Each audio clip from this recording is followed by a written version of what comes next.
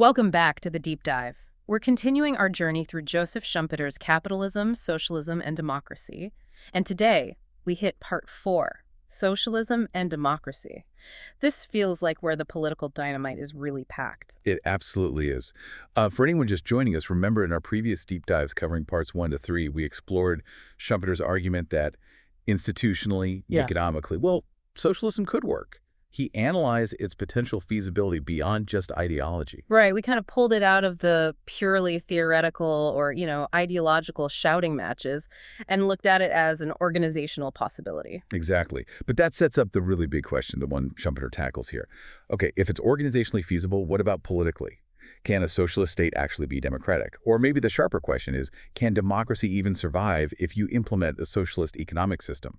Schumpeter kicks off Chapter XX with a warning, doesn't he? Something about the danger of the obvious. He does. He says nothing is so treacherous as the obvious. And for a long time, certainly up to the early 20th century, the link between socialism and democracy was seen as, well, obvious, almost automatic. What was the thinking there? The classical view, especially for orthodox Marxists, was pretty straightforward. They figured private ownership of the means of production gave capitalists massive political power. Basically, they could rig the game, stop the rule of the people, so get rid of private capitalist power. And boom, true democracy magically appears. Pretty much. A very neat, almost mechanical link. Economic structure determines political outcome. But Schumpeter wasn't buying it. Not at all. He dismisses that as analytically unacceptable. Power structures, individual influence, group dynamics, they're far too complex to boil down just to economic ownership, that automatic connection. It's a fiction. So our mission today is to follow his hunt for a more realistic understanding. Precisely. A more realistic theory, as he puts it, of how a socialist order might actually relate to the way democratic government works, its modus operandi. And crucially, Schumpeter insists that before we can even think about socialism and democracy, we first have to dismantle the old, romantic, classical idea of democracy itself. All right, let the demolition begin. Chapter 21, the classical doctrine. What exactly is he taking aim at here? He's targeting the 18th century Enlightenment view, the rationalist utilitarian philosophy. Yeah. The idea was that democracy is this institutional setup designed to achieve the common good. And how? By having the people decide issues, either directly or through representatives who are basically just there to enact the will of the people. It sounds quite noble, doesn't it? The idea that if you just let rational people think freely, they'll naturally arrive at the best outcome for everyone, collective wisdom. It's a very appealing vision. But Schumpeter, ever the realist, perhaps even a bit of a cynic about political human nature, thinks it's fundamentally flawed. He takes down the classical doctrine by attacking its core assumptions, its pillars. Okay, pillar number 1. The idea of a unique common good. Schumpeter is absolutely firm on this. There just isn't one single objective common good out there that all rational people would agree on or even recognize. And this isn't just about people being selfish. No, not necessarily. It's deeper than that. It's about fundamentally different ultimate values, things people genuinely believe are right and true, but which are simply incompatible. Can you give an example? How do these values clash? Okay, think about foreign policy.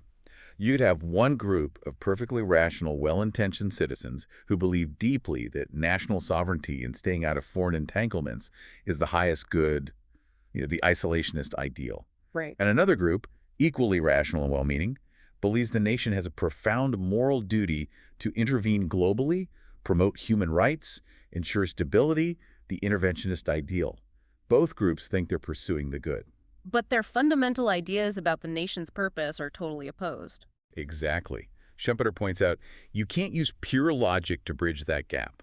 There's no rational argument that'll make an isolationist become an interventionist or vice versa without compromising their core value. Yeah. You might get a political compromise, sure, maybe some half-hearted intervention, but that doesn't mean you found a single common good. It just reflects a temporary power balance. So because there's no single target everyone agrees on, the whole idea of democracy aiming at that target collapses right away. It's the first fatal blow. But let's push it. What if, hypothetically, people did agree on a broad goal, like, say, maximum economic stability? Does that make things easier? Not really. And that brings us to Schumpeter's second refutation, indefinite answers. Even if you agree on the big picture, more jobs, better healthcare, whatever, it doesn't magically give you clear, definite, rational answers on how to get there. The how becomes just as contested. The technical details, the implementation, that becomes the new battleground. Think about it. We all want economic growth, right? But how? Cut interest rates. But what about inflation? Raise taxes for infrastructure. But doesn't that hurt investment? Free trade. But what about local jobs? Honest, rational economists will argue fiercely about the best path because it involves complex trade-offs, risks, predicting the future. There's no single right answer waiting to be discovered by popular vote. The 18th century folks maybe didn't see that complexity coming. They lived in a simpler world, perhaps. Small merchants, local issues. They assumed rationality led to simple answers. But a modern industrial economy, it's a beast. Policy is technical, interconnected, hugely complex. Okay, so if there's no unique common good and no definite answers, even if there were, what happens to that famous will of the people, the volonté générale? It dissolves, evaporates, it loses all meaning. It can't be the rational consensus pointing towards the good because there is no agreed-upon good and no clear path to it anyway. So it's not this unified voice, it's just noise, a jumble of conflicting desires. Exactly. Schumpeter says it loses both its rational unity and its ethical dignity. It becomes an infinitely complex jumble of competing interests, impulses, and pressures. Not something noble at all. With the big picture dismantled, Schumpeter then zooms in on the individual voter. And the classical model seems to demand, well, an impossible citizen. Utterly impossible. It needs the average voter to have a clear, independent, rational mind, to be able constantly to observe facts, interpret them accurately, draw logical conclusions quickly, and do all this free from the influence of propaganda, advertising, political campaigns, pressure groups. Yeah, that sounds unlikely. If such a voter existed, Schumpeter concedes, maybe you could argue one person's opinion is roughly as good as another's. But they don't. But wait a minute, Schumpeter's writing in the 1940s. Surely people were more educated, had more access to information through newspapers and radio than in the 18th century. Doesn't that help? That's a fair question. Mm-hmm. But Schumpeter says no. More information doesn't fix the fundamental problem. Because the issue isn't a lack of data, it's psychological. It's about how the human mind actually works in a political context. This is where he brings in things like crowd psychology. Precisely. He draws on thinkers like Gustave Le Bon. When people become part of a crowd, even a metaphorical one, what happens? Their sense of personal responsibility drops. Their critical thinking skills dim. They become much more susceptible to emotional appeals, to non-logical suggestion. They regress mentally. And crucially, this isn't just about physical mobs in the street. No, that's the chilling part for the modern era. He explicitly says newspaper readers, radio audiences, members of a party, even if not physically gathered together, are terribly easy to work up into a psychological crowd. They can be whipped into a frenzy where rational argument just makes things worse. So our modern media landscape might actually amplify this effect. Potentially, yes. It makes creating these psychological crowds incredibly efficient. People behave politically at a much more primitive emotional level than they do in their private lives. Which leads to that key distinction he makes, the difference between how we handle our personal affairs and how we approach politics. The fictitious world of policy. Right. The average person could be a doctor, a mechanic, anyone, is pretty rational and critical within what Schumpeter calls their little field, their family, their job, their local hobbies. Why? Because there's a direct link, a reality check. Consequences. If you mess up at work or with your family finances, you feel it immediately. You learn. Exactly. There's incentive, feedback, skin in the game. You adapt or you fail. But then that same person turns their attention to big national or international issues, trade deficits, foreign wars, climate policy. Suddenly they're in this abstract, fictitious world. It doesn't feel quite real. It doesn't have that immediate personal impact. Precisely. And because that direct link, that pungent sense of reality is missing, their mental performance plummets. They become politically primitive again. They might argue passionately about, say, tariffs, but often with a superficiality they'd never tolerate when discussing their own business or profession. Their critical faculties just aren't engaged in the same way. They lack the direct interest and responsibility. It's like being on a committee for the whole nation, but with no real power and no direct consequences for being wrong. An unworkable committee, as he puts it.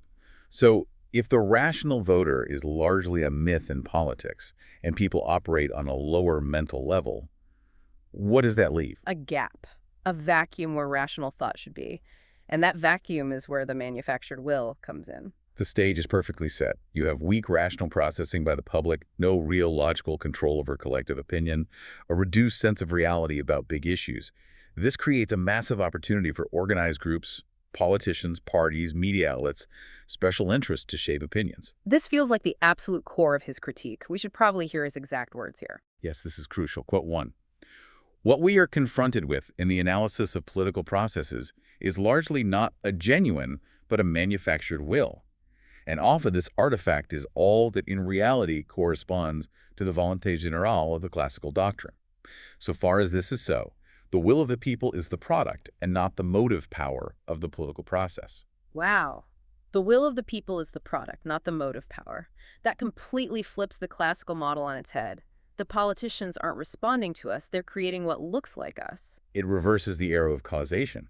And Schumpeter drives this home with that comparison between political techniques and commercial advertising. He sees them using the same methods. Identical methods, playing on the subconscious, Wow. creating associations positive for them, negative for the opponent, repeating simple assertions over and over, specifically avoiding complex rational argument because repetition works better. But he says the political field is actually worse than advertising, more dangerous. Infinitely more scope, he says. Why? Because in the marketplace, if you buy a terrible product based on slick advertising, you usually figure it out pretty quickly. Right. The bad cigarettes taste bad. You stop buying them. There's immediate feedback. Exactly. Rational correction. But in politics, Schumpeter argues, there's no equally effective safeguard. The consequences of bad political decisions are often delayed, diffused, hard to trace back to a specific vote or policy years earlier. Voters can be sold harmful policies again and again because the negative feedback loop is broken or incredibly slow. The political arena lacks that immediate, rational self-correction mechanism. Okay, so if the voter is largely irrational politically and the will is often manufactured, what on earth is democracy for, if it's not about the people deciding issues? Schumpeter says we've been asking the wrong question, looking at it backwards. If democracy isn't primarily about deciding issues, perhaps its real function is about selecting the people who do the deciding. So shift the focus from the decision itself to the deciders. That's the massive conceptual leap he makes in Chapter 22. The classical model failed. So let's reverse it. Make the election of leaders the primary function and the issues they decide secondary, a consequence of who gets elected. Which leads directly to his famous stripped-down definition. His procedural definition, let's get it precise. The democratic method is that institutional arrangement for arriving at political decisions in which individuals acquire the power to decide by means of a competitive struggle for the people's vote. Okay, that's very functional. No mention of common good, popular will, just competition for votes gives you the power to decide. It's purely about the method. Exactly. It's defined by the means, the competitive struggle. The beauty of this, for Schumpeter, is it gives a clear, testable criterion. Is there genuine periodic competition for leadership? If yes, it's democratic. If no, even if you have a popular dictator, it's not. The mechanism is key. And what's really interesting here is that the manufactured will we just talked about, it's no longer some unfortunate flaw in this model. It fits right in. It enters the theory on the ground floor, as he says. His competitive definition expects political psychology to work this way. It acknowledges leadership is crucial, something that classical theory basically ignored. It recognizes that groups usually act by following leaders. And leaders kind of crystallize or organize potential desires. Right. He talks about latent group volitions. Think about, say, unemployed people wanting benefits. That desire might exist, but it's just a vague feeling, politically powerless, until a leader steps in. The leader gives it a voice, a shape. Yes, the leader needs votes. So in the competitive struggle, they call them to life. They organize those latent desires, articulate them, package them into their platform, their competitive offering. The leader isn't just passively responding, they're actively shaping the demand to win the competition. Like a political entrepreneur creating a market for their policies. That's a great analogy, and this completely changes the role of the voter compared to the classical ideal. No more issuing detailed instructions. So what is the voter's main job in this model? It boils down to two things. Produce a government, either directly or by electing a body like Parliament that does, and crucially, evict it. That's the control mechanism. Not telling them what to do day to day, but having the power to fire them later. Exactly. Control is exercised mainly through the threat of refusing to re-elect them. Schumpeter actually argues that big spontaneous public uprisings, while dramatic, are exceptions and kind of go against the spirit of this method. It relies on orderly, predictable turnover through elections. Okay, if the main point is just selecting a winning team, what does that do to ideas like proportional representation? The Sassel Review loved PR, right? It did. Because if the goal is to perfectly reflect every tiny nuance of the popular will, then PR makes sense. You want a parliament that looks like a detailed mosaic of public opinion. But for Schumpeter, If the goal is simply to produce a government that can govern, one that has enough support to function effectively, then PR might actually be counterproductive. It can lead to fragmentation, unstable coalitions. His model doesn't need a perfect mirror, it just needs a mechanism to hand power to the team that wins the competition. Simple majority or plurality systems work just fine for that. this framework also lets him tackle the connection between democracy and freedom in a less romantic way. Yeah, he's clear that democracy doesn't automatically guarantee more freedom than other systems. It could even be the other way around, depending on what the elected leaders choose to do. But there is a link. A functional one. And this is, quote 2, "It may well be the other way round. Democracy may not guarantee more freedom, but there is still a relation between the two. If, on principle at least, everyone is free to compete for political leadership by presenting himself to the electorate, this will, in most cases, though not in all, mean a considerable amount of freedom of discussion for all." So freedom isn't an outcome of democracy, it's more like fuel for the competitive engine. It's a necessary condition for the method to work as defined.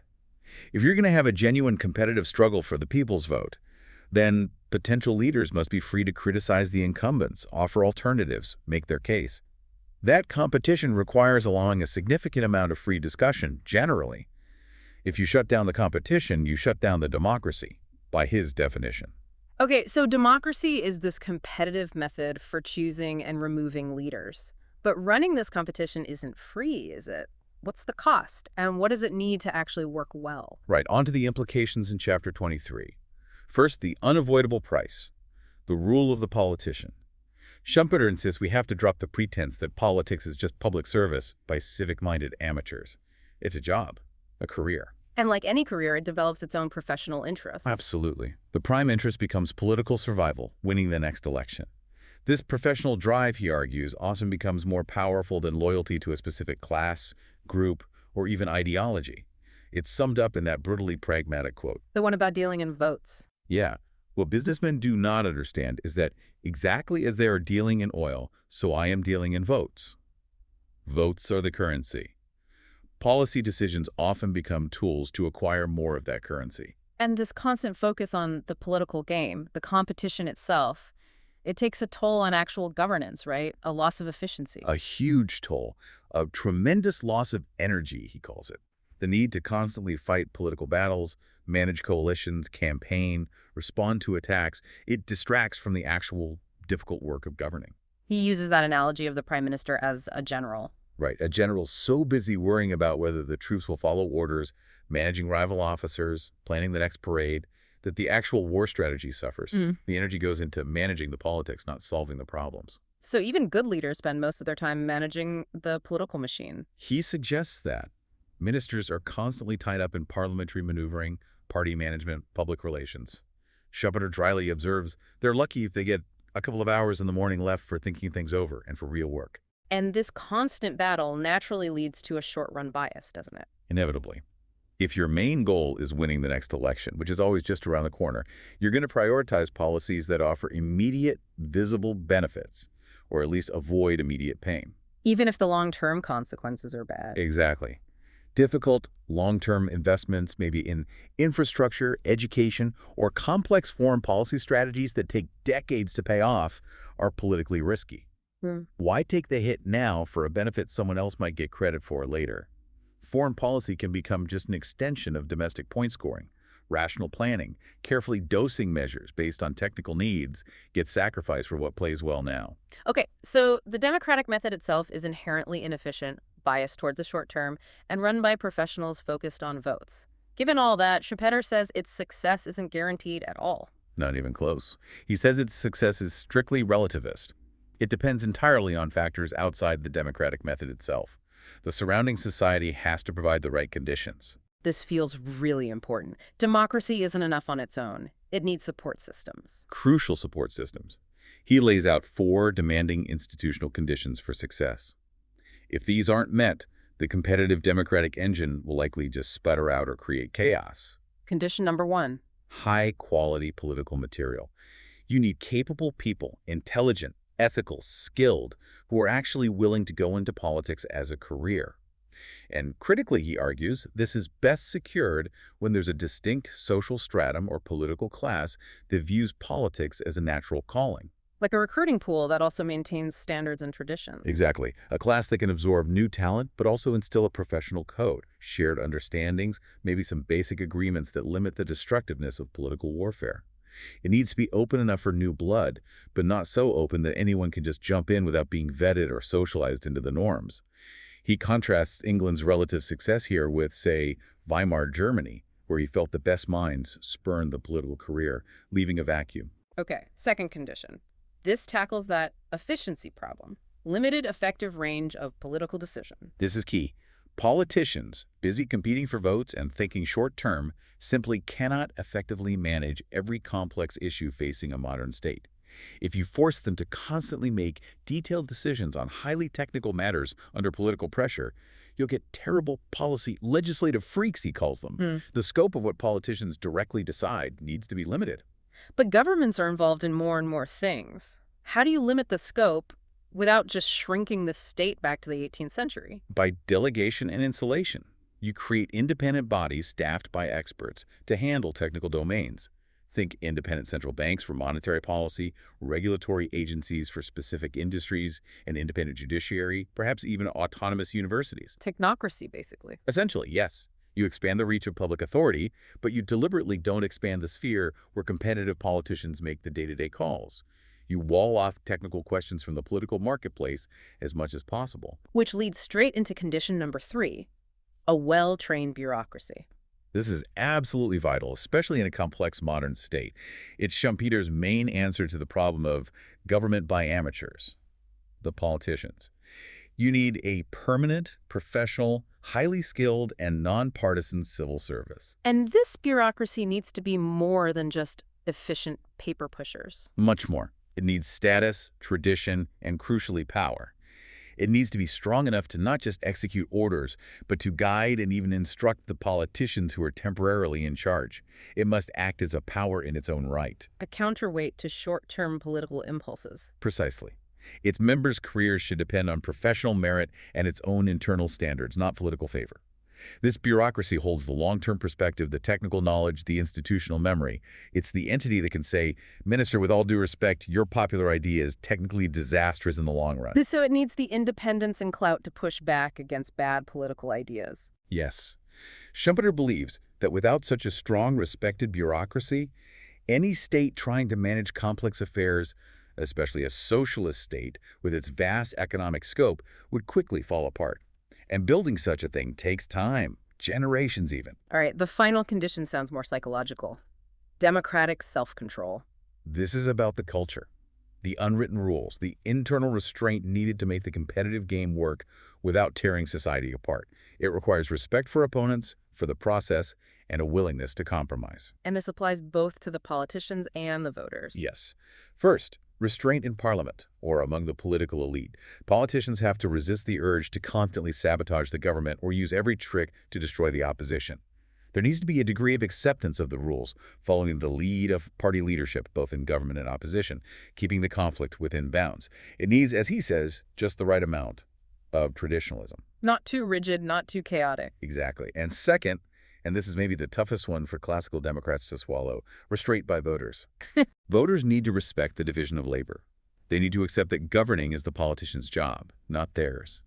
This means not constantly trying to issue detailed instructions or dictate policy from the sidelines. This directly contradicts that old idea of representatives being strictly bound by voter mandates, like the French cahiers. Violently contradicts it. Schumpeter argues that if politicians are constantly bombarded with demands, letters, telegrams, instant polls, what he calls political backseat driving, they lose the autonomy needed to think long-term or make technically sound, even if unpopular, decisions. They'll just focus on appeasing the loudest voices right now.